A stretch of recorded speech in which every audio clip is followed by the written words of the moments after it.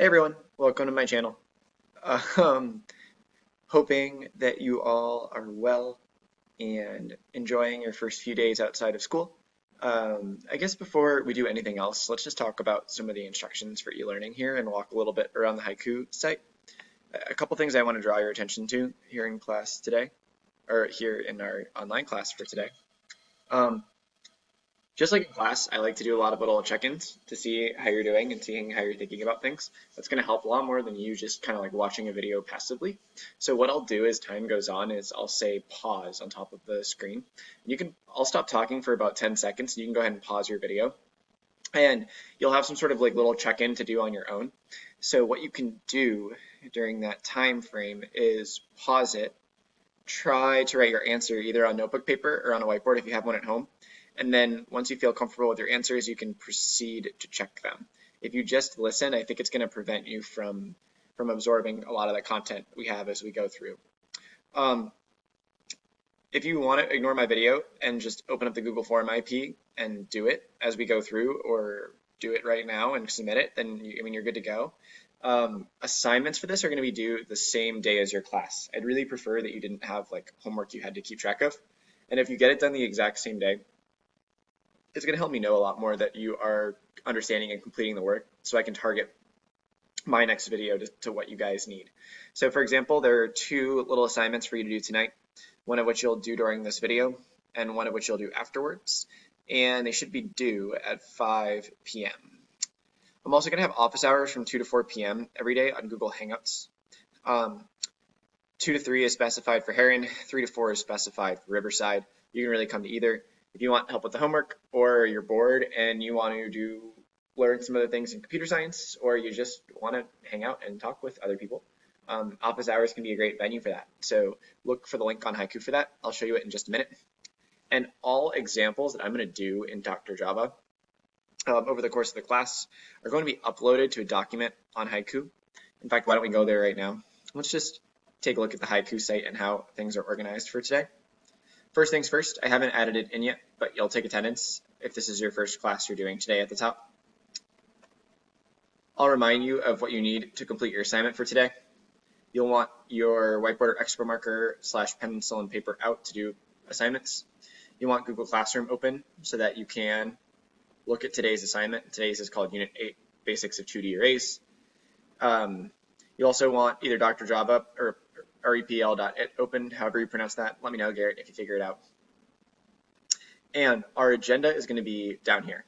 So first things first, this video should be posted when it's done in this link that says instructional video.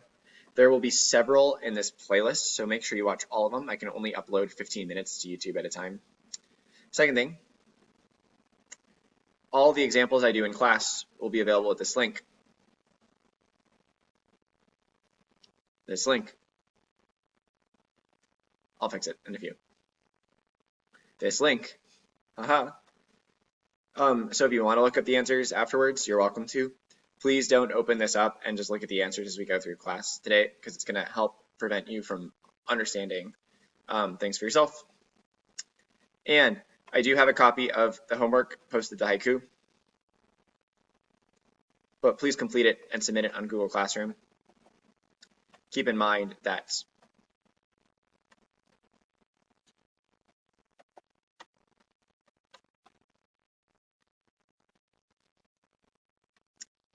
assignments are due today at 5 o'clock.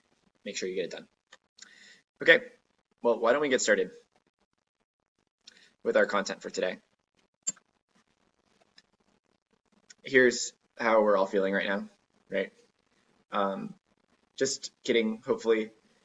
This is a stressful time, and I'm sure that some of you might be feeling a little bit anxious or frustrated about being home and cooped up. But I want to draw attention to, start off class today with some stuff that's not necessarily relevant to AP Computer Science. I want to tell a little bit of a story that you might have heard before, and it's one of my favorite stories in science.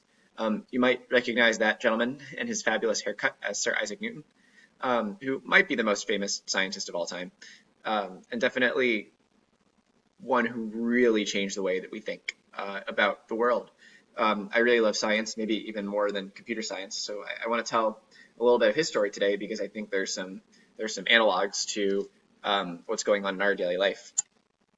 You might recognize this tree at Cambridge University as the tree under which Mr. Newton sat when an apple fell down and he theorized the existence of gravity. Or maybe I think people knew it existed for a long time, but when he came up with a pretty good way of explaining it. Newton was a professor at Cambridge in the middle of the 1600s and was already a pretty distinguished scientist, had already had some thoughts on how gravity worked from sitting under this tree, when in the middle of the 1600s, Cambridge closed because of the plague and sent everybody home for a year and a half. There's Newton's home in England. Newton hung out with his mom and really didn't do much else over the course of a year and a half except sit in his room and think about the way that the world worked. And during this time span, he basically invented the entire branch of physics. If you take AP Physics next year, or if you take Intro Physics, all of the mechanics stuff that he talks about. Okay, forces, motion, 2D equations of motion, momentum, and acceleration, and gravitational fields, descriptions of the way that the planets move. Newton came up with all of that in a year and a half. And in the meantime, he also invented calculus to prove it all. Here's his original diagramming of how calculus works, which is like an advanced branch of mathematics you can use to prove a lot of things in the world. And basically it resulted in him coming up with probably the most famous scientific treatise of all time, Principia Mathematica. And so maybe I bring this up to encourage you a little bit. Getting your schoolwork done is good. Please do your homework. Please clap. You know the drill. You get it from me. But also, you have the chance to take advantage of things you might have wanted to do for a while. If you at least 3 weeks that will be off school, maybe think a little bit about how you want to spend that time. I know I certainly have. Here's kind of what I'm up to right now. I'm reading Arcadia by Lauren Groff. Lauren Groff's one of my favorite authors, and it's a pretty interesting book. I'm watching The Office with my roommates. They were really appalled that I hadn't seen it before this year. Because I guess it's probably about 10 years old and almost every millennial is into it. I'm working on some applications for teachers to do summer science research projects at universities, which I'm really excited for. Get back a little bit into doing my own science and engineering instead of teaching it. And I'm also hoping to head home to Virginia and spend some time with my parents, whom I haven't seen since Christmas. So I'm hoping you guys also have some space to do some good things here today. Don't just read news articles on coronavirus or surf the internet or binge watch Netflix. I would, use this time to do things that are really interesting and meaningful to you. Notice at the top, you'll see our first pause in this video. I want to keep in touch over the course of our break and see how we're doing. So this morning, you should have received an email from me in my sent document that looks a little bit like this. Here's my front porch that I'm chilling on. And we're going to have little opportunities for discussion and discussion groups. So what I'd like you to do is respond to that email with a picture that describes what you've been up to so far over the last couple of days. You don't have to be in it. Make sure it's school appropriate, please, because I should be on that email. And you can reply all so everyone can see it.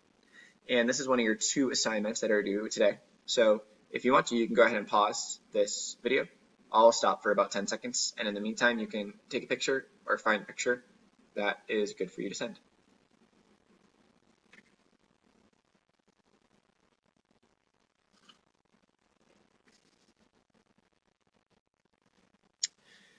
Now, let's do some computer science. You might have noticed that the homework for tonight is called an Introduction to 2D Arrays.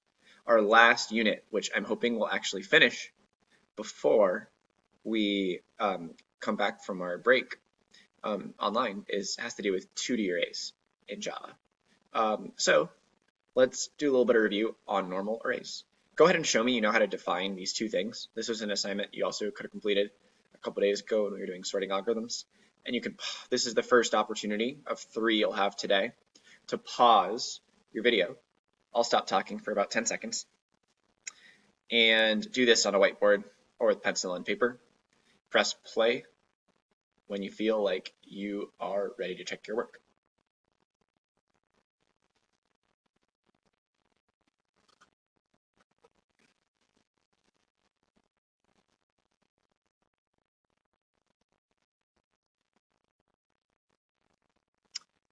We'll keep going from here. So I'll open up Dr. Java to demonstrate these things for you here today. I've made a little file called array examples. You're welcome to do the same if you want to copy this code along with you, but keep in mind that everything for today is also included in the notes document that are posted to Haiku. Okay? So the first assignment for today was to create an integer array of 5 numbers. So you might remember I type int, and the little difference is that I put empty brackets in my first int definition. I'm going to put the name numbers down here. And I'm going to specify the size of my array, okay, which in this case is 5. That's one way to make a blank array. The second array asks me to create a double array, double numbers 2, equals. But if I want to fill it up with specific values, which it told me from the example problem are 8.7, 78.6, 9.4, and 3.2. I'm going to put them in brackets, put a comma in between each one, and put a little semicolon at the end. Now, I think one thing that's going to be really helpful for us as we talk about the basics of arrays is to be able to print them out. So I actually wrote a little class called Array Printer that I'll be using here today. So I'm going to define an array printer and use the methods that I wrote.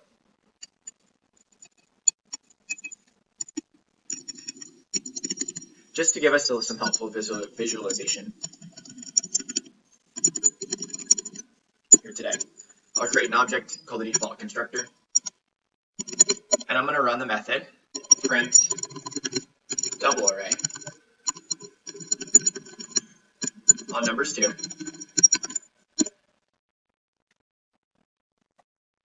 Printer is the name of this thing.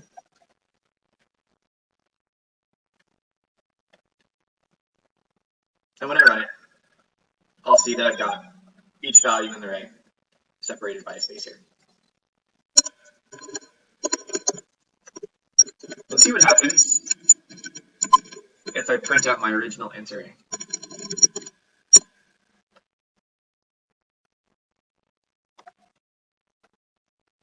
I'm going to wait 3 seconds here. Think to yourself, what do you think will happen when I print this int array?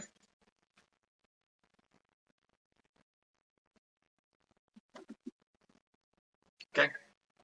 Notice, I'll put them on a different line here.